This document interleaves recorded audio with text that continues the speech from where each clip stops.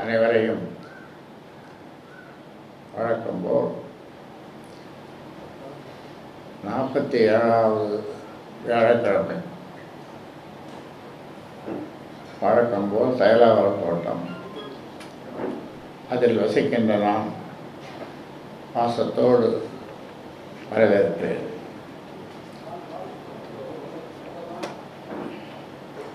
இன்றைக்கு நாட்டில் நடக்கின்ற அரசியல் நிகழ்வுகளை உன்னிப்பாக கவனித்து வருகின்ற, அதை வெளிப்படுத்துகின்ற, மக்களுக்கு சொல்லுகின்ற, விளம்பரப்படுத்துகின்ற, மக்களுக்கு போய் சேர அளவுக்கு நளினமாக நயமாக அதை கொண்டு சென்று மக்களுக்கு சேர்க்கின்ற ஊடக நண்பர்களாகிய உங்களை முதலிலே பாராட்டுகிறேன். சரியாக வரல.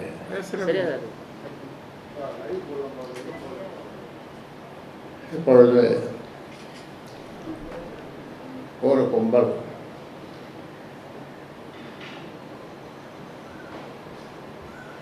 அந்த கும்பலுக்கு தலைமை அன்புமணியும் அவரது துணைவியார் சௌமியா அன்புமணியும் ஒற்றுமையாக 46 ஆண்டு காலமாக 70-80 வயசு உள்ள சொந்தங்கள், அதன் பிறகு வந்தவர்கள், இவர்களையெல்லாம் கொண்டு சேர்த்து உயிரை விட மேலாக அவர்களை நான் மதித்து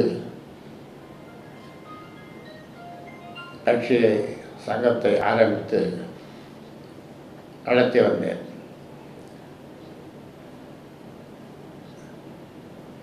சில தவறுகளை அரசியலிலே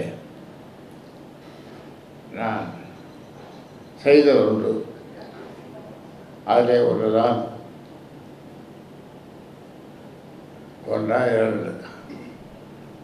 ஒன்று அன்புமணியை மத்திய சுகாதாரத்துறை அமைச்சராக நியமித்தது. இரண்டாவது, கட்சியினுடைய தலைவர் பொறுப்பை கொடுத்தது.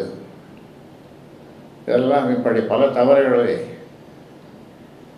செய்து வந்தபோது இப்பொழுது அமைதியாக பாட்டாளி மக்கள் கட்சியை நடத்தி கொண்டிருக்கும் போது அதில் ஒரு பிளவு இருக்கிறது, ஏற்பட்டிருக்கிறது என்று மக்கள், பொதுமக்கள், பிற கட்சியினர் நினைக்கிற அளவிற்கு அவருடைய பேச்சும் செயலும் அருவருக்கத்தக்க அளவில் அமைந்திருக்கிறது. இதற்கு காரணம், இங்கே இருக்கிற ஊடக நண்பர்கள்,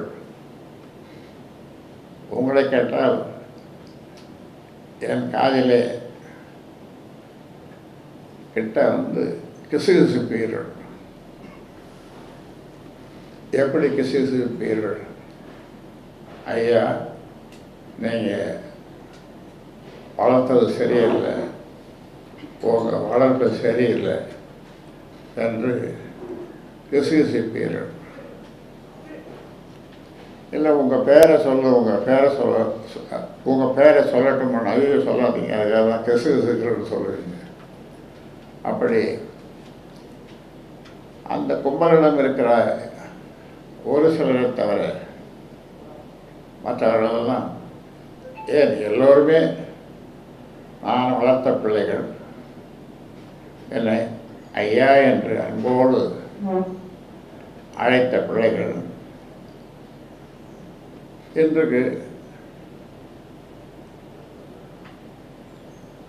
சில பல காரணங்களுக்காக அவர்கள் அங்கே போய் சேர்ந்து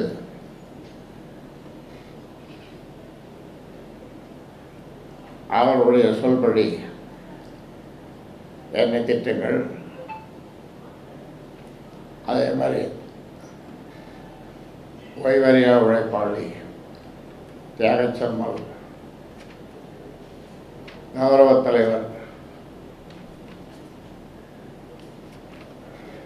அவர் தலைவராக இருந்தது கௌரவ தலைவராக ஆனது எல்லாம் உங்களுக்கு அந்த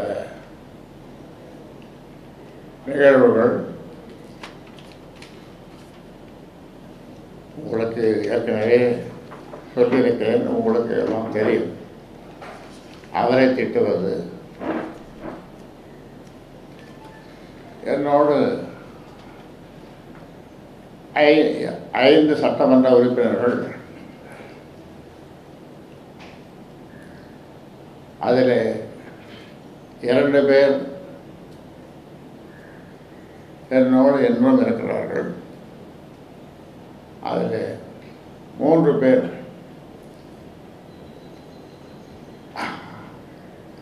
அன்புமணி கும்பலோடு தெரியாமல் போய்விட்டார்கள். ஏனென்றால் அவருக்கு தெரியும் கட்சின்னா ஐயா மாதிரி கட்சியை நடத்த முடியாது யாரும்.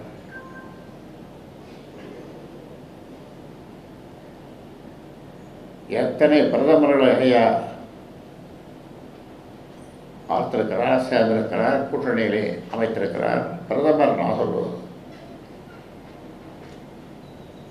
அதே போன்று தமிழ்நாட்டில் இருக்கிற மறைந்த தலைவர்களோடும் கூட்டணி வைத்து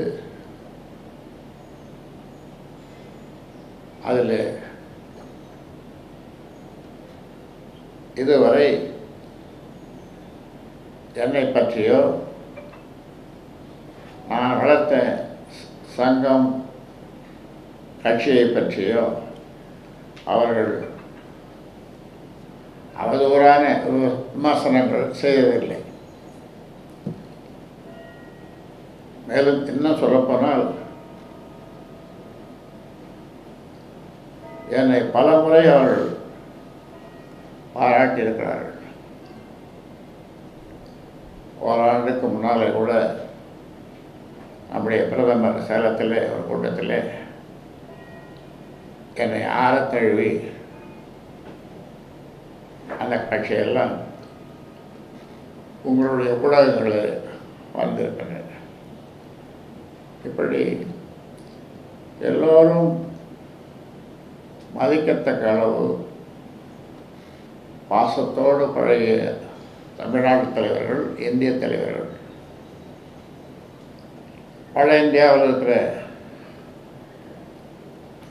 பல கட்சிகளை சேர்ந்த தலைவர்கள் அந்த பட்டியலை சொல்ல வேண்டும் என்று சொன்னால் நீண்ட நேரமாகும். உங்களுக்கு தெரியும். அவர்களோடு நான்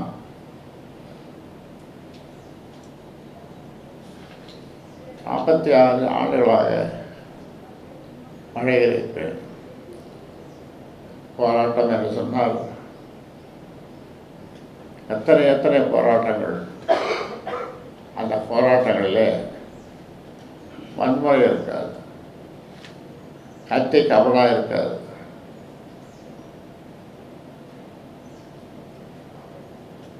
ஒருவர் கட்சியை பற்றி, பாட்டாளி மக்கள் கட்சியை பற்றி அவதூறாக பேசினாலும் கூட எப்போதாவது யாராவது அதற்கு நாகரிகமாக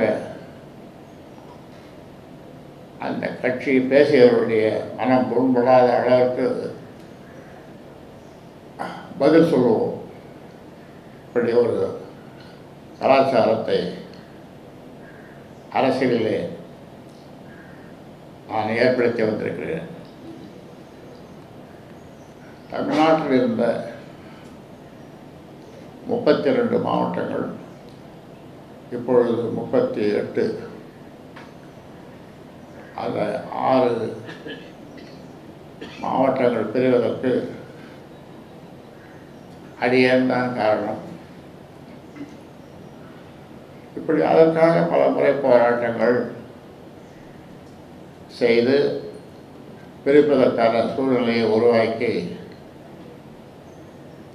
6 மாவட்டங்களும் புதிய மாவட்டங்களும் உருவாக்கி இப்பொழுது 38 மாவட்டங்கள். உடனுக்குடன் செய்திகளை தெரிந்து கொள்ள சன் நியூஸ் பெல் ஐகானை கிளிக் பண்ணுங்க.